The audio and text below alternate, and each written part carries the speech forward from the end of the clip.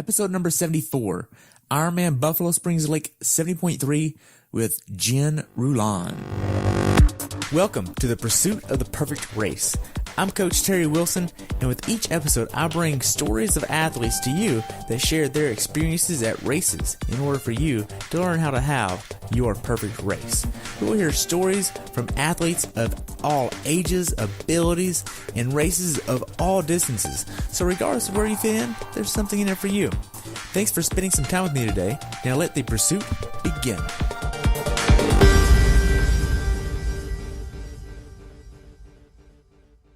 Hello everyone and welcome back to the Pursuit of the Perfect Race. Today I have the pleasure of talking with my friend and coach Jen Rulon about her recent race at Ironman Buffalo Springs Lake 70.3 in Lubbock, Texas. This race took place on June 24th, 2018, where she had a time of 5 hours, 47 minutes, and 37 seconds. The temperature on race day was 78 and rose to a steamy 108 degrees, with this race being wetsuit legal. Jen has been doing triathlons for 26 years now and has been coaching for 17 years. She is the face and coach of rulon-racing. She also has a book named Life Lessons of the Ironman Triathlete. Welcome to the show, Jen. I look forward to hearing about your race experience at Ironman Buffalo Springs Lake 70.3. Thanks. So I really look forward to hearing about your race here. Yeah, it was a doozy. So what made you want to do this race? Well, here's the thing. I've been doing this. This was my 8th time doing Ironman 70.3 at Lubbock. It's a great race. The race directors are Mike and Marty Greer, and they are absolutely phenomenal. They are good people, like people you just want to be around. And then the volunteers have been always stellar. I mean, I think mostly every race you've been, like if every Ironman sanction, volunteers have been the best. But the race directors, Mike and Marty, are some of the best. And it's a challenge. You know, it keeps you accountable. You know, everybody's like, oh my God, it's so hard. Well, yeah, it's hard, but you're only trying to better yourself each time. Right. How's your training going into this race? It was decent. I mean, it was good. I have a coach, Brandon Marsh, up in Austin. Even though I am a coach, I need a coach as well. I need to keep that accountability. I felt really good going into it. So back in 2017, I did Ironman Hawaii, did, the World Championship. And then at the end of the year, I don't know if you knew this, but I jacked up my back. I have 3 bulging discs. Really? Yeah. So I, from January to pretty much March, I was recovering. And so I had to do a lot of physical therapy. I had to take some, steroids or whatever I had to take, get the inflammation down because, as my doctor said, I pissed off the bear. The bear came out of the cave, with everything that I was doing. So my training, was really, not started up hard until I would say, April sometime is when I started really pushing things. So yeah, I wasn't sure how I would actually do on a bike, for those 3 hours, at Buffalo Springs because of the back, and I didn't even notice it. So knock on wood that, I just need to stop. I need to not inflame it again is really what I need to do. So yeah. Okay. So how did you go about finding Brandon Marsh for your coach? Did you have a certain way to go and look for coaches? I mean, you've been doing this for a while, right? Yeah. I've known Brandon for years. He was so I did 4 Ironmans, took an 8-year sabbatical, and then did 9 more. So I worked with Brandon years ago when I was, for my 2nd, 3rd, and 4th Ironman. And then, he saw a shift in me. I saw a shift in me. I'm like, dude, I need a break. And he's like, nope, I get it 100%. So then, when I came back to Ironman, I was doing a lot of lifting, CrossFit type stuff.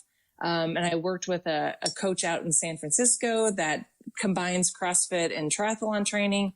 And then, Nate was great. He was a great coach. But then as I realized my goals were getting closer to trying to get to Kona, I had to drop the weight and not lift as much. I still had to lift, obviously, but I reached back out to Brandon. I was like, hey, you want to take me back? And he's like, you got it. So, and he's known since, when did I first work with him? 2004. He's known since 2004 that I wanted to get to Hawaii. So. Wow. Yeah. Now, going into Buffalo Springs, what was your longest swim, bike, and run? Oh, geez, I don't know. I think swim was 4,000. Bike was 3 hours, and run was 11 miles. Okay. Which was like an hour and 34 to be exact. Yeah. Okay. And that was on the trainer, the 3 hours, or was that outside? It was on the trainer, actually. Wow. Yeah. But that was a really good life lesson that I had. That was a good life lesson that I had for going into Buffalo Springs, and we'll talk about that. But I did a lot of my rides inside on the trainer, on Zwift, or if Brandon gave me specific workouts, watts, I was able to do that. You know, sometimes it's just, sometimes you just want to sleep in on Sunday, and you just want to just not worry about the traffic and the wind and the heat and blah, blah, blah. So anyways, yeah. Okay. So were you doing any strength training going into this race? Very minimal. I do very basic, I would say all the way up until, let me rephrase that. Strength training all the way up until the week before, I was doing very minimal. Okay. Yeah. What kind of workouts were you doing? For strength, you mean? Yeah. I usually do full body work. And the great thing is I will head over to the Tribe in San Antonio. It's the Tribe Strength and Conditioning. It's also, they just affiliated it to CrossFit. So 3F CrossFit.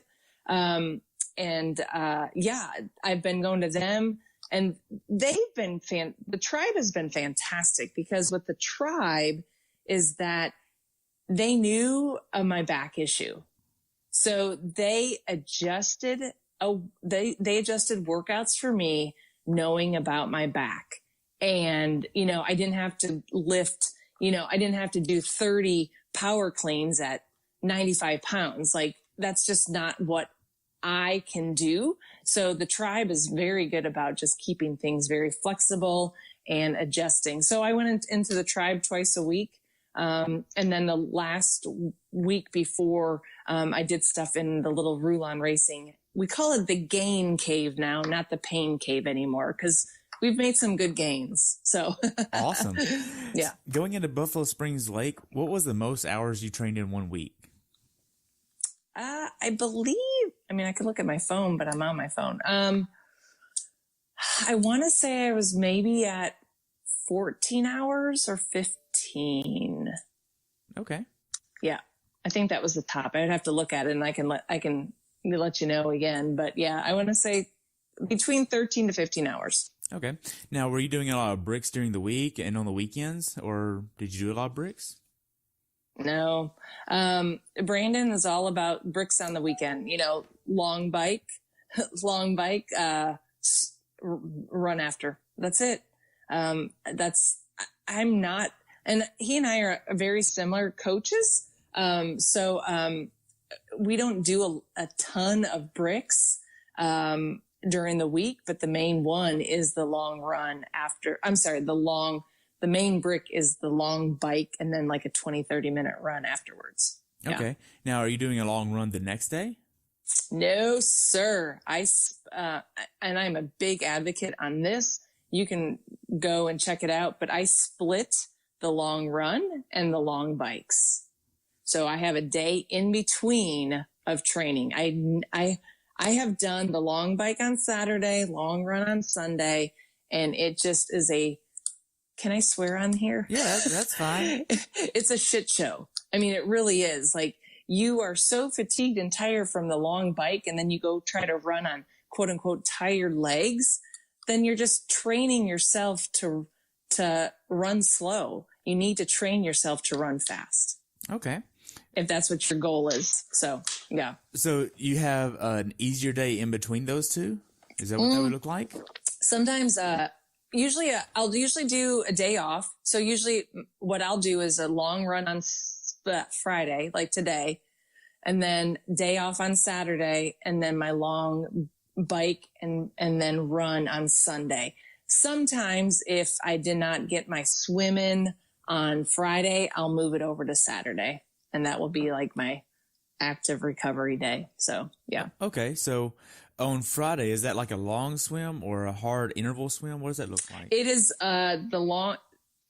it's not a long swim. I would say it's a mediocre 2,000 to 2,500. A lot of pulls and paddles, because especially if I'm doing a long run, that's the priority. And then what I'll do is jump in the pool for that recovery. So it won't be a heavy effort swim at all. It will be more of just getting in the pool and moving the body. Okay. And I'll do that a lot with my athletes. I think one of my favorite workouts that I do, like I pair it with my athletes. I'll do the long run and then a short bike, or I'm sorry, a short swim, like 1,000 to 1,500 meter swim. Okay. And it's just getting out the crap in your body, from that long run. Okay. So, yeah. Now, going into Buffalo Springs Lake, what workouts did you do that gave you the confidence to go into this race mentally and physically prepared? Well, you have to understand, I've been doing this for quite some time. And so this has been my this was my 8th race. So, it wasn't so much of like the workouts. I think, knocking out the 11-hour run in San Antonio heat helped, quite a bit. And hitting my pacing, that helped quite a bit. I definitely think knocking out that 4,000 swim helped a lot as well. Even though I was bitching about my coach the whole time, I was like, why do I need to do 4,000? I'm only swimming 1,900. This is ridiculous. I mean, but he's got a plan. I trust him. He obviously got me to Kona. So, yeah, but I would definitely say the little bit longer swims that you don't think you need, but mentally it does really help. And then those long runs really help a lot. Okay. And long runs at tempo pace, like trying to figure out pacing. Yeah. Okay. Now, when you're not training or racing, what are you doing? Coaching. What am I doing? I'm a triathlon coach. And I work with, obviously, my team, Rulon-Racing. So I have about 15 people on the team that I work with. I'll do that, I work with them. That's the main thing. But I think, on the side note, I probably work too much, to be honest with you. My husband tells me that all the time. And I probably work more now than I ever did in my full-time job.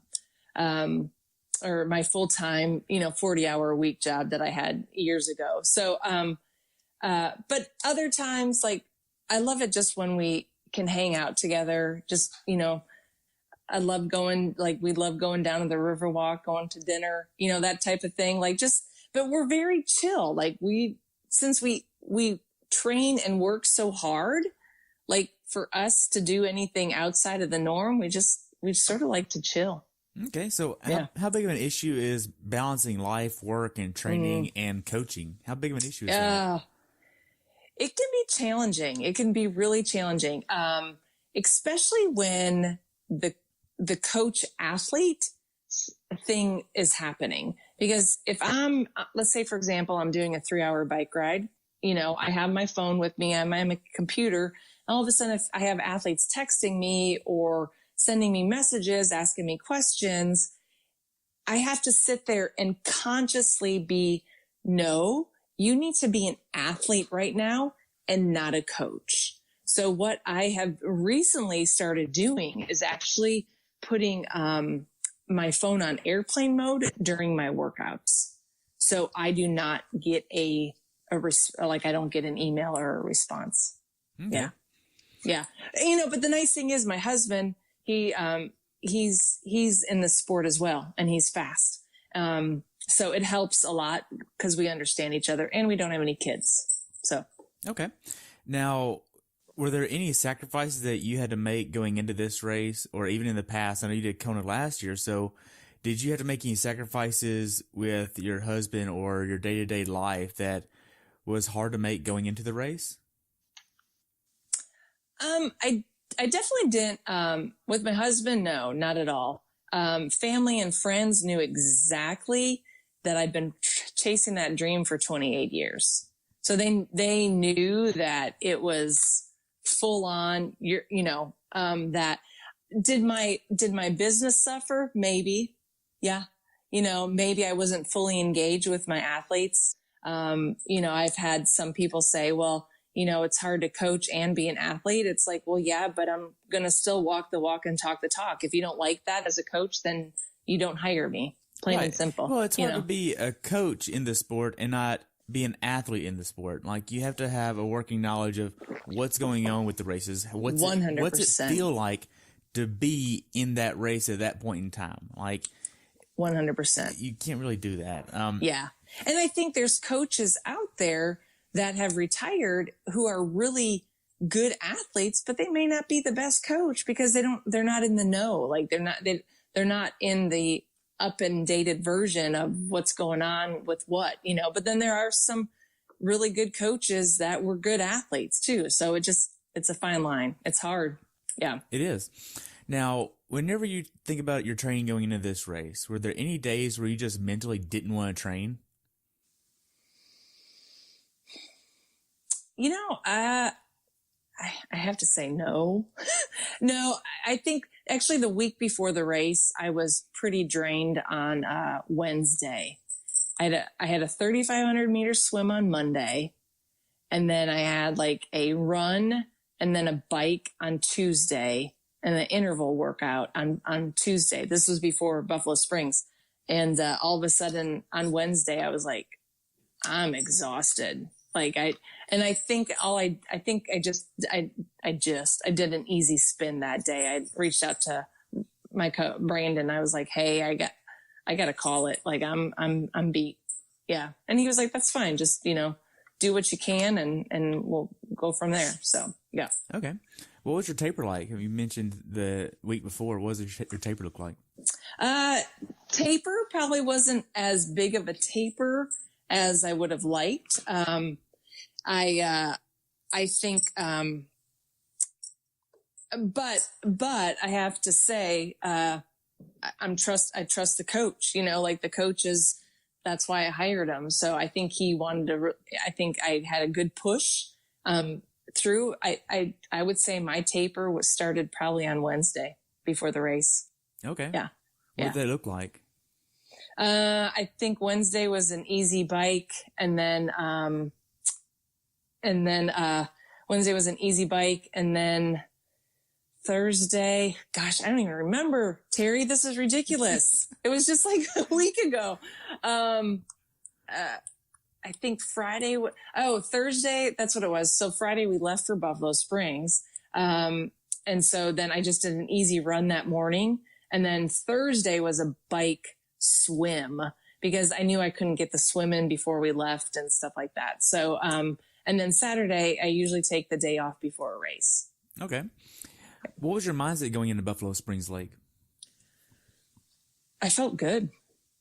I mean, mindset wise, I felt very strong. I did at one point, I was talking to Chris. I felt a little distracted at one point, going into the race just because of some like work things that have been that's happening. So I really had to be like, okay, you got to shut down. You need to be an athlete this weekend. But then I was asked to be on the panel at the IRONMAN Buffalo Springs thing. So then I had to go into coach athlete mode. So yeah, mentally I felt strong. I felt good. I knew I was able to be able to perform what I wanted to do. Okay. And y'all started going up there from San Antonio on Friday, right? Yeah. Okay. Yes. How far of a drive is that? about six hours. That's not too bad. Not too bad. Where did y'all stay at? Did y'all get an Airbnb? No, we always stay in a Holiday Inn Express. Okay. Yeah. How was the check-in process at Ironman Village? Super easy. I mean, it was, well, here's the thing. So we try to get up there on Friday, so we can get our packet. And so then Saturday morning we can have everything ready and it's done by noon. Because, they have a race on Saturday and Sunday. They have a sprint and an Olympic on Saturday. So packet pickup doesn't happen until noon on Saturday because all the volunteers need to be helping the sprint and the Olympic, right? So, so we got in there. I mean, we literally like walked in, grabbed our packet. We saw Mike and Marty Greer, walked out within 10 minutes. Wow. Super easy. Yeah. That's quick. Yeah. Now, the day before the race, are you trying to get a certain meal in that you like to have before a race like this? No, I am, it's funny. That was a question on the panel, and like, you know, the guy that won, he's like, yeah, I'll have some pizza and beer. And I'm thinking, well, shoot, maybe that's my problem. But I am very particular. I generally will not go out. I will go to a grocery store and buy a little handmade or like the cup of rice and some already made chicken. And I'll add salt and pepper, a little bit of butter, and that is it. Wow. I'm very bland, but prior to that, I had a big breakfast. Like, so then big breakfast, and then I just taper everything down. So, okay. Now, what time are you trying to get in bed the night before this race? oh geez. I mean, try to get in bed by 9, but do you really fall asleep until 11? Probably, you know? Right. So, yeah. So you wake up on race morning at what time? We woke up at 3:30 because I knew I had to start taking my nutrition in right away. Okay. What's your nutrition plan the morning of the race? Applesauce, and pea. I've gone dairy free. So, I do pea protein. I used to do whey, a banana, coffee, and Gatorade. Okay. Is that a certain number of calories you're trying to get? Yeah, you know what? I actually, I worked with the Core Diet group, a while back. I probably need to reach back out with them, but the Core Diet has been with QT2, that group. They put together a race day plan for me for nutrition wise. And honestly, like once I figured that out, huge thing. I still, calorie wise, I'm trying to take in, I don't know how many calories I'm trying to consume, but, it's worked for me. So fat and fiber are not my friends, the couple days before a race. So. Okay. Yeah. Now, aside from getting your nutrition in, what's your race day morning ritual look like? I mean, do your normal thing. My husband's all about getting to the race site super early. And so I try to go back and forth with him on it, but I've come to realize it makes the morning so much easier when you do get there early, because it can get really stressful trying to set everything up. And I am a social butterfly. So, Chris is like, we need time for you to set up your stuff and then talk to everybody. So, but, so we'll, obviously we get there somewhat early. We set up all of our stuff. Usually I will have some music on, talk to a couple friends. I go for about a 10 minute run, just step away from everybody and everything, and just sort of reflect on going into my day. And, sorry about that. And then, but that 10 minutes of me time is time where I sort of get in that mental space, and that, just how I feel physically, and then get the wetsuit on. And then we go down to the beach. Chris and I, say a prayer, and gun goes off, and there we go. Okay. A few questions about that. I know that you had mentioned that your husband put your air in your tires for you, and you said that you're rocking about, 90 PSI? Yeah. Okay. For this course, is that good for you, or was it too rough or too soft? No, it was good. Okay. It was good. But, I mean, I don't know if it would have mattered what PSI you were at, because the wind was so atrocious. Really? Yeah. Yeah. So if you look at Lubbock weather, underground, it's not really going to show, it's going to show wind. But if you go to Slayton, which is south, and that's where we went, the winds were coming out of the south, 20 to 30 miles per hour, gust up to 40.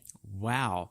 And you used a disc and some deep wheels on the front. You had a disc and an 808? Yeah, an 808. Yep. Okay. It was fine. It was fine. Because, I mean, the thing is, with the wind, and once again, my husband is my equipment manager as well. But with the wind, I mean, people are like, oh, how were you able to do that? I've rode a disc every time up in Buffalo Springs. So I don't know why I would go different. You know what I mean? But it's never been that windy either. And so I didn't really feel like it was I wasn't feel like I was being thrown, I mean, I was being thrown around, but yeah, the disc didn't bother me. Mm-mm. Okay. Now, whenever you got everything set up on your transition area, are you setting it up a certain way to have a speedy transition, or do you really have a designated way you set up your transition area? Since I've been doing this for so long, the smaller it is, the better. I mean, I see people put out a beach blanket for their transition. It's like, oh my gosh, what? No, like, so yeah, it's all about the speed. I mean, that still counts, right, for your time. So, I've been, a creature of habit. I pull out like a little hand towel, shoes, both set of shoes, helmets usually on the bike with the glasses inside. And then my cycling shoes with socks. And then what I do is, for the run, I will take my hat and I put all of my stuff in my hat.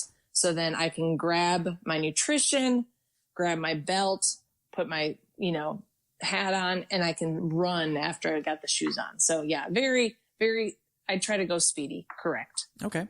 Now with this, we know that there's a hill right out of transition. Yep. Did you have your bike in an easy gear for that? Oh yes. You have to. Just plain making and simple. Sure. Yep. You have to. Okay. Now, what kind of helmet are you using? Rudy Project Aero helmet. I don't know. I don't know the brand, to be honest, or not the brand. I don't know the specific. But yeah, it's Rudy Project. They've sponsored me for years. I mean, they're fantastic. And then the cool thing is with my glasses, I actually got prescription glasses for the bike. And sometimes I'll use them for the run, but sometimes I like to run in the aviators. Okay. Crazy, yeah. I like to look cool if I don't feel cool, So you get everything set in transition and you head over to the swim start after you get your little run in and hang out with Chris.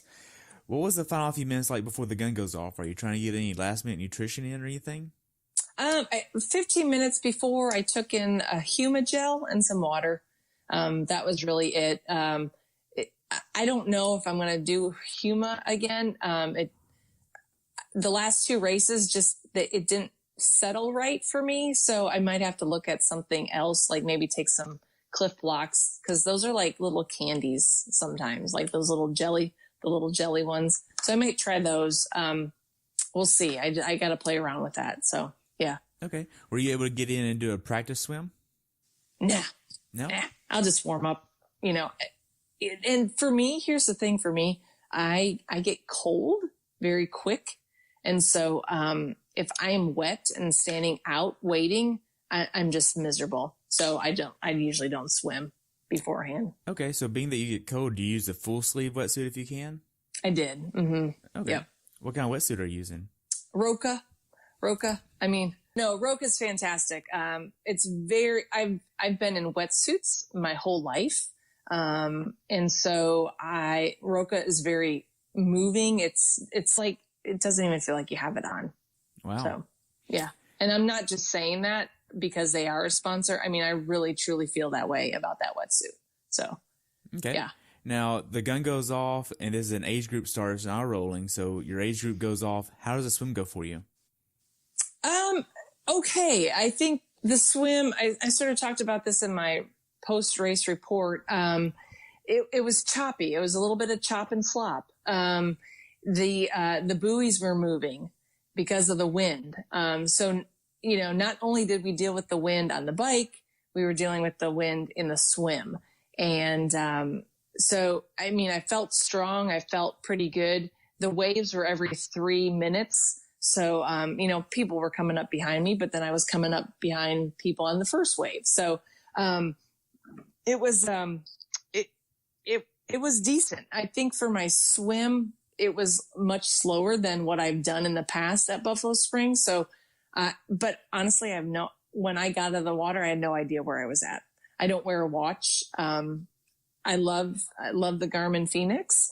But I think it's just too much information. Like just freaking race. Like I think so many people get consumed on the pacing and where they swam and all that stuff. It's like, it's a race. Just go. Don't worry about the heart rate. It's a race.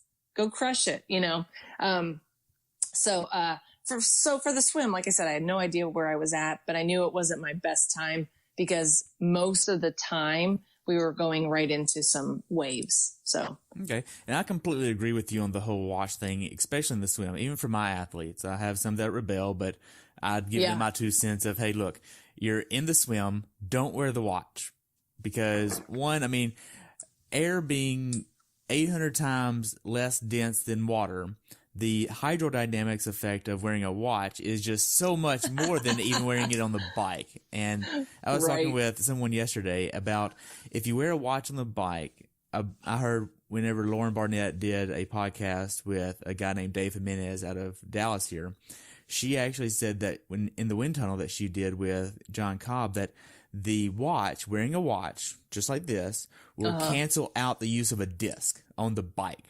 What? So if that is going to do that on the bike, what will it do on the swim? Right. So don't wear it. And plus, if you drop your watch in the water or it falls off or anything, how bad of a day are you going to have? Right. You're going to sit there and be so upset about that you dropped your watch the whole day. Yeah. So it's just, don't even worry about it. It's okay. Because even if you're swimming, and I know nobody can see me, but if you're swimming, are you going to sit there and keep looking at your watch? Like, no, you just swim. You just go. You're going to have a time at the end of the day anyway. It doesn't matter. I know. So the swim out, how was that for you? It was fine. I mean, there's not really much to say about it. A swim is a swim, I mean, you go out, you swim, you go around some buoys. Like I said, the main thing was coming back on the chop and slop. It was that, so you had a lot of, waves coming at you, for that swim. So, but I've never seen a choppy, Buffalo Springs Lake. It has always been fairly calm. So I've never seen that. Like I said, the buoys were moving at one point. And I looked up and I realized, I'm like, oh, I don't know. I realized at one point I saw an orange buoy because that was the way I was going. But then I realized that the turn buoy was diagonal. So I had to adjust and go towards the turn buoy and then come back down because I was going towards a buoy. Anyways, it was just sort of a mess. Okay. Now you get out of the water. Did you take advantage of the wetsuit strippers? Oh yeah, 100%. But what I do is I'll have them unzip me coming out of the water. I personally will take off my arms and get it below my butt. Then I lay down. I think so many people will do that wrong is that they just sort of wait till for the wetsuit strippers to help them. No, you guys got to help. Triathletes have to help the wetsuit swimmers. You can't get a wetsuit off of your ass if you're laying on it, so get it below the butt, then lay down. They take it right off. It's perfect. Yeah. Okay. Now for the bike ride, you get to your bike, you get everything on and you head out. Are you wearing your shoes going out of transition, or do you have them already clipped on your bike? No, I wear them out. I'm not that fast and I'm not that talented. So. So how was the first two hills? I mean, you go out and you have two hills right off the top of the bat. How was that for you? I mean, I hate to say it, but it was fine. Like, it's a hill, you know? But I think the biggest thing is because it was my 8th time of doing the race, I knew what to expect. You know, a lot of people just like freak out about it, but the key for racing Buffalo Springs is you just got to be smart. You know, you got to be smart on the hills. You don't need to get your heart rate jacked up. I mean, yeah, that first hill, your heart rate's going to jack up a little bit. You know, you're going to get up there. The watts are going to get up there for those first two hills, you know, getting out of the park. But I think the key is just to be smart, you know, just get in your lowest gear and just start spinning. And if you have to stand. I also will look at watts. Watts is a big factor for me. I have to, you know, and a lot of people don't have a power meter, so that can be tough for some people, but, it's not a cheap piece of equipment, especially if you're starting out. Yeah, I think the key for those two hills is just, you know, stay in low gear, because that's where really all you can be, and stand up if you have to stand up to get the body moving, and you know, repeat on that second hill. So okay. For this bike ride, what cassette did you use? I don't know, Terry. Well, just figured out to ask, because I know somebody's going to want to know. I have no idea. No clue. Okay. Now, for this bike ride, did you have a certain strategy of hitting a normalized power or a 3-second average power throughout or anything like that? I usually look at normalized power because it is such a hilly course that IV is going to be, that variable is going to be different. Intensity variability is going to be different. So I'll generally look at normalized power, but on the Garmin, actually the Wahoo Element Bolt is what I've tried out, the new, so I do have you know, I don't have anything on the swim, but I do have the Wahoo Element Bolt, for the bike, for my data. And then I will wear a Garmin Forerunner for the run, FYI, not sponsored by them, but I will have data. So for the Wahoo, I will have the normalized power, average power, and every 3-second power, and it will go off every 5 miles. Okay. So I could sort of see what's going on. Yeah. Okay. Now, I know you've been using Garmin for some time now. Why the change to the Wahoo Element? Just because, well, first of all, my equipment manager, AKA husband, said, hey, he's like, hey, you got to check out the Wahoo Element. Just see what you think. Cause my Garmin 510 on the bike was like dying. Like it's so nasty with first endurance. Like it's so like sticky, and I've tried to clean it off like with the computer screen stuff, and it's not, it's dying. So since it was dying, I thought, well, let's try it. And I do like the kick or the Element because, you could program it on your phone, and you don't have to sit there going deep, deep, deep, deep, deep, deep, deep, deep, deep, deep. You know what I mean? On the Garmin, on the bike one. So yeah, you program everything on the phone, and then it connects, and voila, it's done. So wow, it's convenient. It's convenient. So I have the Garmin 1000, and I can actually take a workout from Training Peaks and sync it. Like if the workout's made, it will sync it straight to the Garmin. Yeah. Which it costs a little bit more than the Wahoo, I think. Yeah, it probably does. Yeah. I've never even heard of the 1000. That's crazy. Well, there's 1000, and then there's 1030, which is 1030. Oh my gosh. Which is got the color screen. I'm like, I don't need color. I'm good. Yeah, right. Yeah, good. I think it's like $600 or something. I don't know. Oh, geez, yeah. So for the bike ride, what was your strategy? Bike strong is really what it was. and the key was calories. I needed to start consuming my calories ASAP. So after I got through that second hill on the bike, I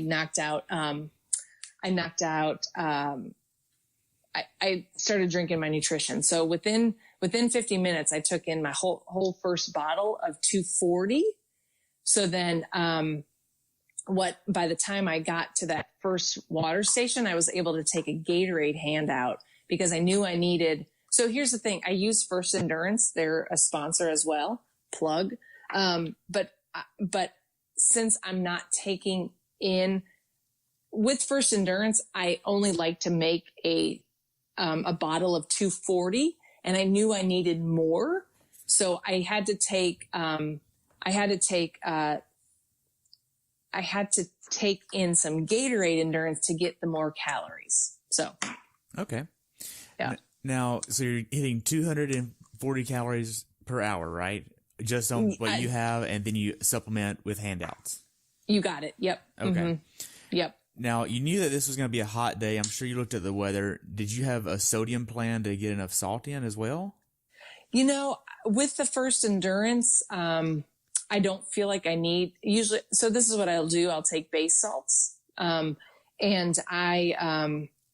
it was so windy, and I knew this going in.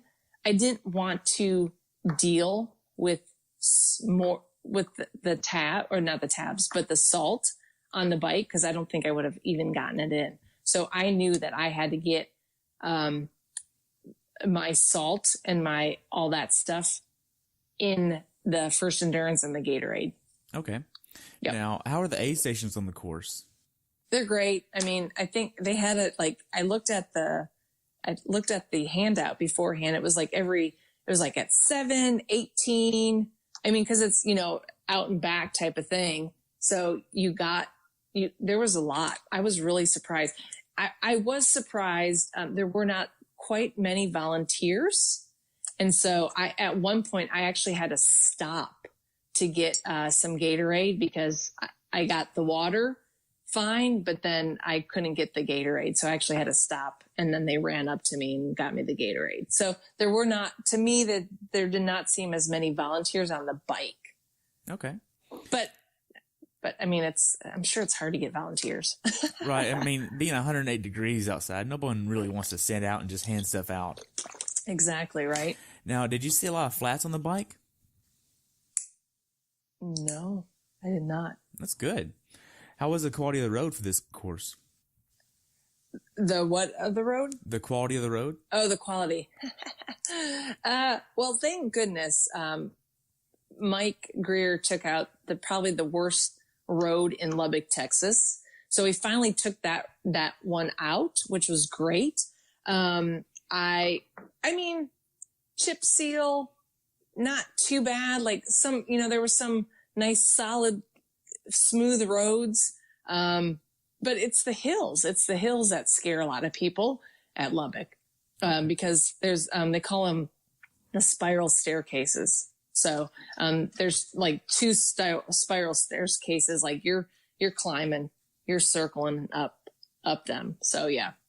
Okay. As far as the bike goes, is there anything that you'd tell someone to be aware of that hasn't done this bike course before? The descends on those spiral staircases. So what happens is that you have athletes going up the spiral staircase, and you have athletes coming down the spiral staircase. So if you are comfortable on that descend, you have to be careful of the people going up. So if you're not a brake person and you could just sort of fly down there, you have to be careful of the people going up, but you also have to be careful of the people going down, because at one point there was a guy that kept passing me on the hills, but I would descend easy with him. And so I actually had to pass him like on the right, because he was all over the place. Like he couldn't, like you could tell he was like, going down. But since it was my 8th time doing the race, I was very comfortable with the hills. So you just have to be careful of the descends from the people going up and the people going down. So some people just are not comfortable on the descents, because at one point you're probably hitting over 30 miles per hour. Wow. Yeah, you can. Man. Yeah. So how well did you execute your bike strategy for this course?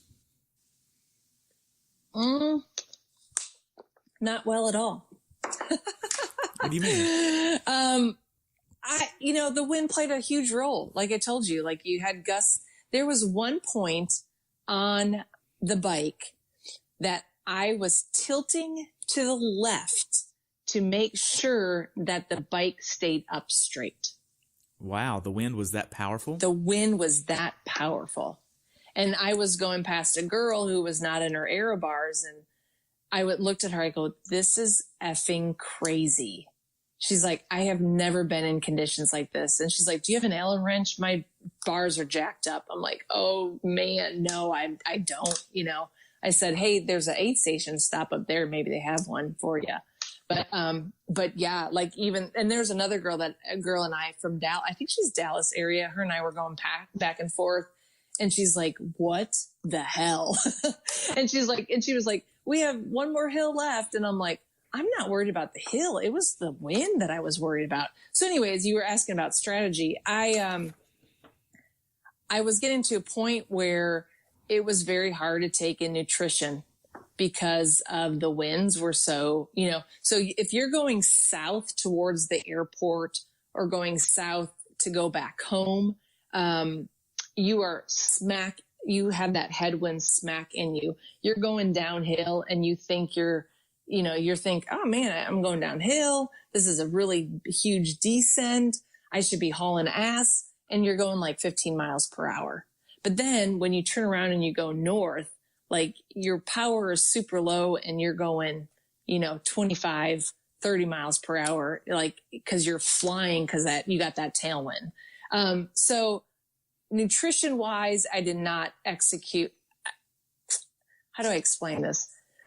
I think I did a good job for the first 90 minutes on my nutrition. And then it got to a point where I wasn't able to, take the handouts as much. And I just started not feeling the best nutrition wise. Like I think I consumed maybe a little too much. And so I had to take in more water to sort of dilute the nutrition. So 260 may have been too much. Okay. Now, if you think about Kona last year and Buffalo Springs this year, and you kind of compare the two in your mind of the experiences, how well of a preparation race would this be for Kona later this year, you think? Oh, I think it's a great prep. Yeah. And that's the thing. They used to call Buffalo Springs the Kona, like to help you with Kona because of the heat, the wind, the hills. I mean, you're climbing a volcano in Hawaii is really what you're doing. So it's long climbs. So for Buffalo Springs, there's short climbs, but you're still dealing with the heat and the wind. Okay. Yeah. For the last mile or two on the bike, are you doing any type of preparation to help you run better off the bike, like lowering your cadence or raising your cadence or anything like that? Well, first of all, I'm all about high cadence on the bike and the run. Not high, but 85, 90 is my sweet spot. And that's where I am a runner. If I am running a decent pace, I'm usually up to 92 to 93 RPMs on the run for cadence. Honestly, the last 2 miles, I could not wait to get off the damn bike. It was so bloody.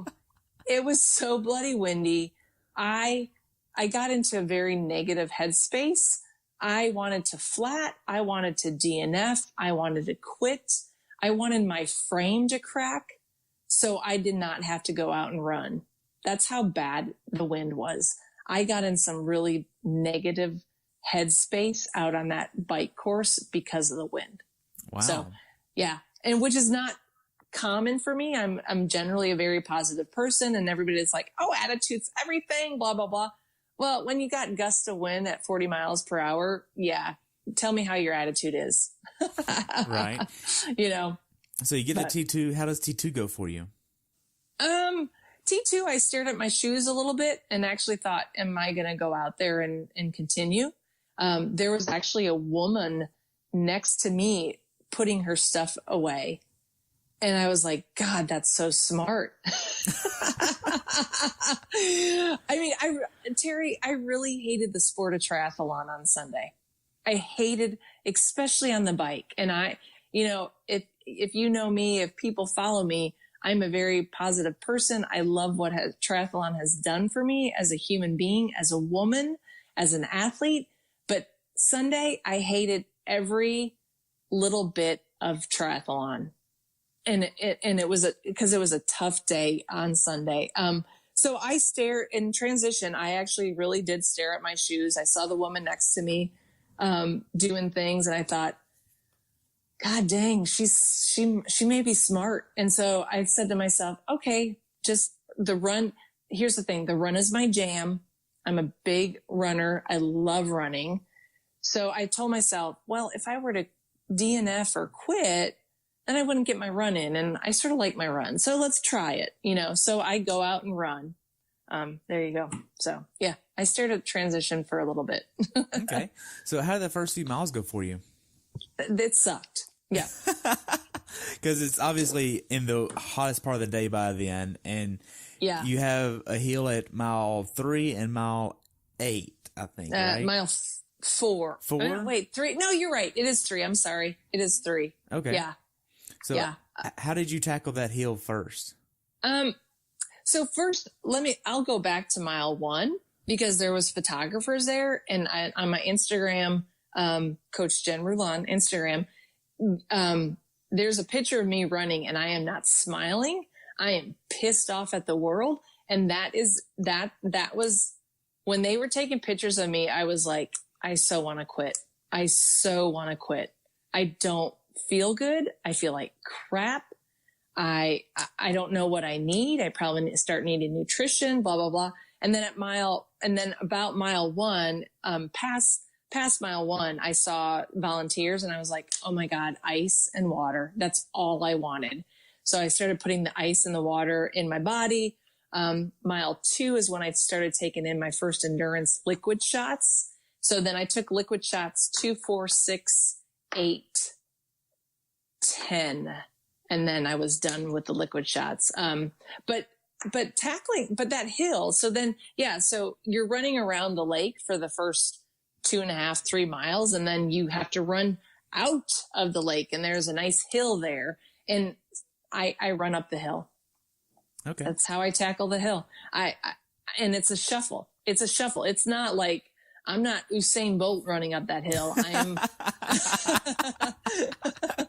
I'm a shuffler, but I'm running, I'm moving, and that plays a huge role. And you see that even though you get up, like, prime example, like if you go and do workouts at a gym, like at the Tribe, like we do a lot of high intensity workouts or WODs, whatever you want to call them. It's a 10-minute WOD. So in my mind, I'm like, okay, this is a 30-second, one of my favorite workouts are called EMOMs, every minute, on the minute. So in my mind, I'm like, okay, you have to push 30 seconds hard, or whatever that hill might be, 35, 45 seconds hard.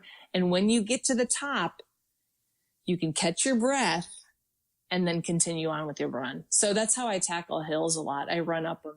I don't walk. Okay. Also, if you look down, it's actually flat, just so you know. Yeah, right. I like that. Now, how was the support on the course at the aid stations? Were all of these men really well? Phenomenal. Like, Marty Greer went through breast cancer. So she had all the and I don't know if this was a coincidence. It's been a couple years, but she had all the volunteers in pink shirts. And when I saw those pink shirts, I was like, yes, ice and life, ice and water and life. And they were phenomenal. Like at one point I was like, Coke, Coke, Coke. And they're like, behind you. And I turned to my left because I'm thinking behind me. But she was talking to the volunteer and he starts running up behind me and he's like, here, I'm sorry. And I'm like, no, don't apologize. Like they were phenomenal. They were great. Like there was one guy, a really good runner on one of the Everyman Jack team. And he had like his own little water bottle, and like he would hand off the water bottle to the people in the start. He kept running through, and there was these kids just like hauling ass to catch up to him after they filled it for him. Yeah, Gosh, they were. And you know those EMJ guys are quick. Like they're quick. Always fast. Yeah, they're quick. Now, if you think about the things that you saw on the run course, what was the funniest thing that you saw? Funniest? Oh my gosh. Gosh, I'm trying to think. It was fun seeing my friends, you know, that was fun. It was fun seeing my husband. I guess one of the Everyman Jack guys, I was on my first lap. I was at the 6 or 7, where was I? I guess it was 6. It was 6.5. Everyman Jack comes up by me, and he was like, "Hey, your husband's ready to chase you down. He's coming to get you." So it was cool. I mean, because we had the same kits, right? But it was cool to see that, because then I knew Chris was coming, and he was on his second lap. So, yeah. Wow. And I was on my first, yeah. Okay. So if you think about mentally, your mental state of this race, I know you had some battles that you really had to go through. How hard was this race for you? And was this the hardest race that you ever had? I would say it was the hardest half that I've done. Half Ironman. Ironman Hawaii was tough, but from what I mean, we did not have the winds like that last year. I know the winds can be like that in Hawaii, right? But we did not have, I mean, there were some top records in Hawaii. Hawaii was tough. But I would say weather-wise, Buffalo Springs was tough, the toughest I've had for a long time. Ironman Florida 2014, when they canceled the swim because of the riptide, I don't even think the winds were that bad as they were on Sunday. Wow. Yeah. For the run, how were the final few miles for you? Here's the funny thing about the run. I felt like by mile 7, I was like, all right, let's go do this. And I think what the key is getting the nutrition in consistently, getting the base salts, and getting the water and the ice, you know, like just staying hydrated. I felt great after mile 7.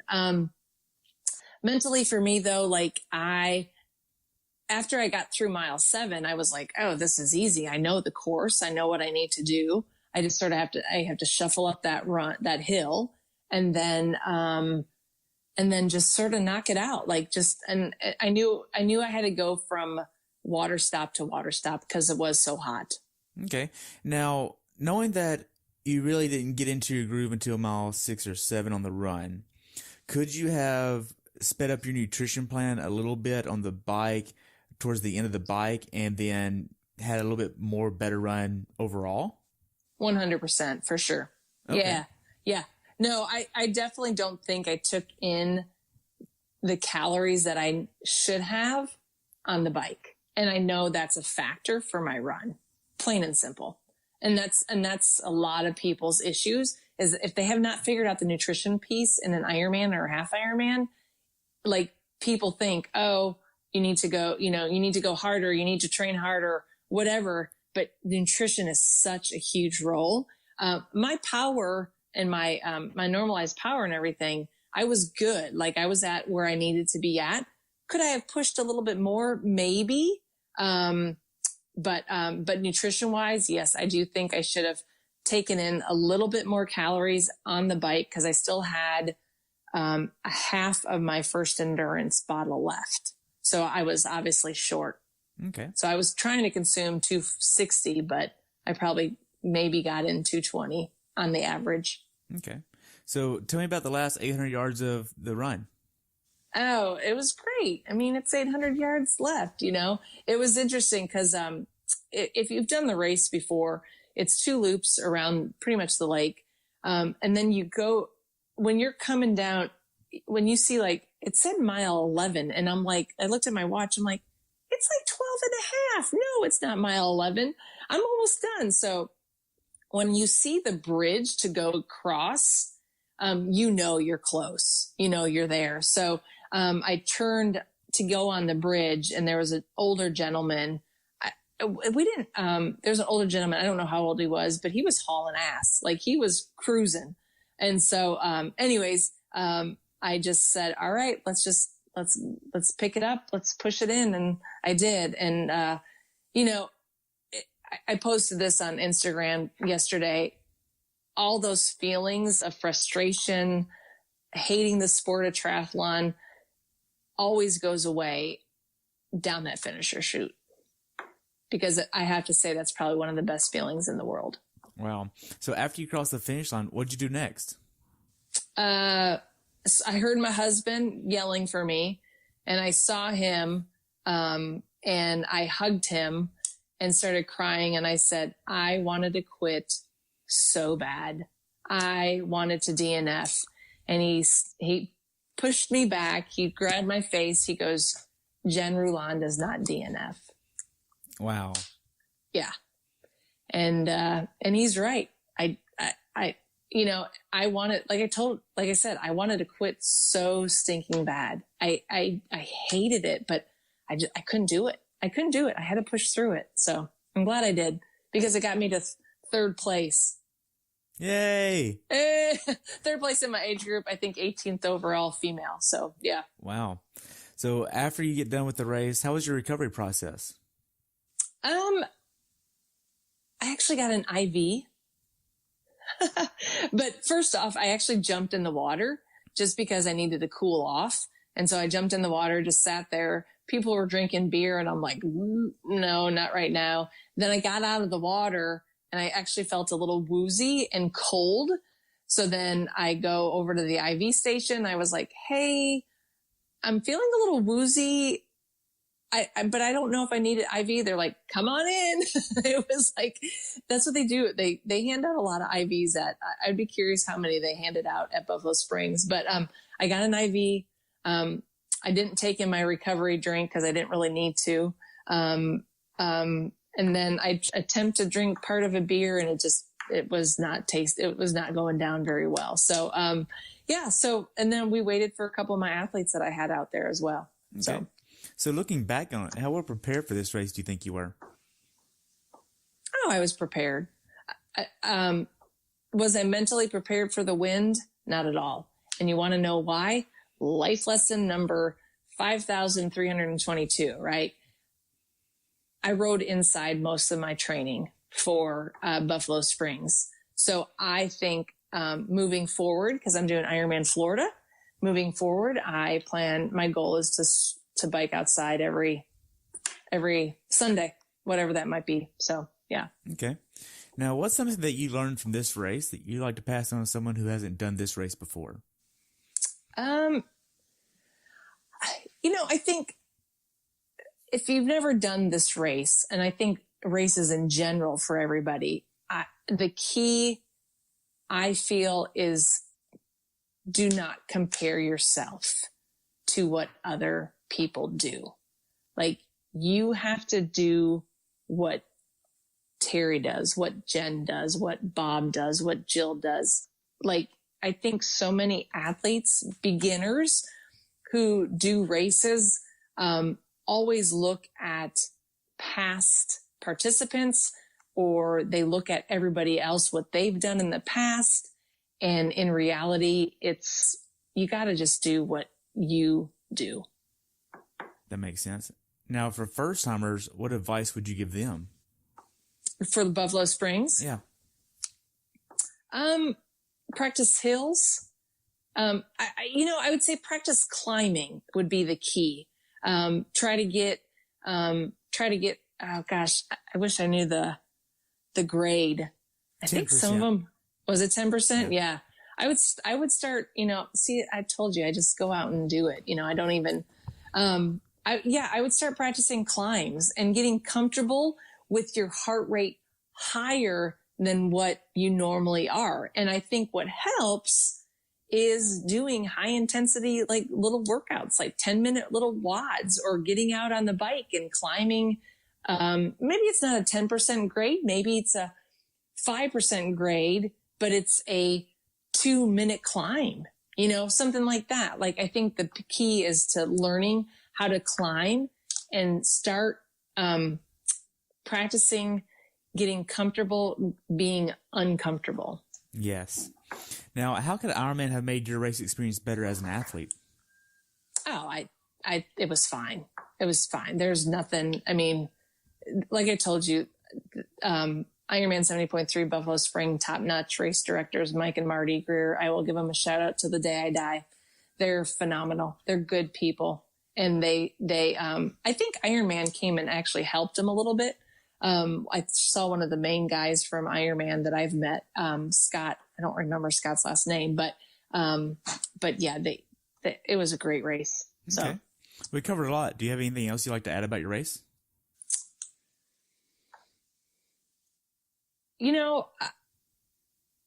I think the one thing I do have to say, it sounds so cheesy, but don't give up. Like, I think the recovery of a DNF is going to be harder than pushing through those last 13 miles. That makes sense. So what races are on your bucket list? Ooh, I want to go back to Hawaii. Are you going to try to qualify at Florida? That would be ideal. That would be great. The thing with Florida, there's some really fast people. I pretty much need to be in the top 2 for Florida. So that's a lot of pressure because I don't know who's going to show up. I'm just going to do what Jen does, do her thing. Would I like to go back to Hawaii? Yes. I think Alcatraz, Escape from Alcatraz would be a fun race. I would love to do, the New York, is it the New York Triathlon? Mm-hmm. I think that would be fun. I think as I'm getting older, I'm getting to a point where the long distance is starting to really take a toll on my body, my mind, and my time. So I think there's a lot of halves that look really fun, and a lot of Olympics would be a lot of fun too. I think, but do I want to go back to Hawaii? Yes, I do. I don't want to be the one and done. Right. Yeah. Go. Okay. So how can athletes follow you? They could follow me at, my favorite platform is Instagram, and that's where you and I connected, right? Yep. Yeah. Coach Jen Rulon. And then I have my team rulon-racing on there as well. So it's so I try to plug all my racers on rulon-racing. And then Coach Jen Rulon is me, the athlete, me, the coach, me, the influencer, and me, the consulting, the business consulting side of my business. Coach Jen Rulon. You could go to Twitter, Coach Jen Rulon, Facebook, Jen Rulon, Triathlon and Strength Coach. And then my website, jenrulon.com. Awesome. And you also have a book on Amazon. I do. I have 2 books on Amazon. 2 books. The one book that I'm very proud of is Life Lessons of an Ironman triathlete. And then the other one is Rulon Rules, Strength Training, and the Triathlete. So I really talk about how to program a strength training program in your triathlon training program. So, wow. Yeah. So I only have one real question left, and that's what's your definition of a perfect race? I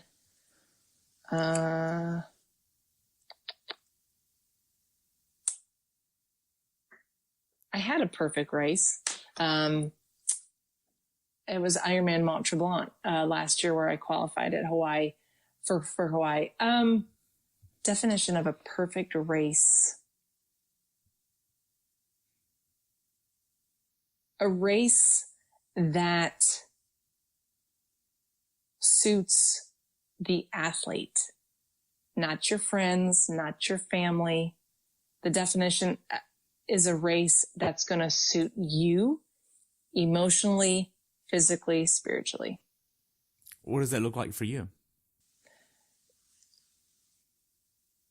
I could get really detailed, but I am a huge fan of, I love the ocean, but I suck at swimming in the ocean. Okay. So then I pick a wetsuit lake swim, somewhat hilly course on the bike, and a beautiful run. Wow. That's great. Well, Jen, I want to thank you so much for spending some time with me today and sharing your race experience and just knowledge of the sport. It's been really great hearing from you and learning from you. I've really enjoyed having you on. Thank you, Terry. Thanks for having me. You're welcome. Hope you have a great day, and I'll talk to you soon, okay? Sounds good. Okay. Thanks for tuning in today. I hope you were able to learn something from today's episode. If you enjoyed the show, please take a minute to leave a review on iTunes or share it with a friend. Be sure to subscribe so you never miss an episode. If you'd like to see pictures from this athlete's race, learn more about who I am, what I'm doing, or be on the show yourself to share your story, check out my website at CoachTerryWilson.com. Until next time, continue the pursuit.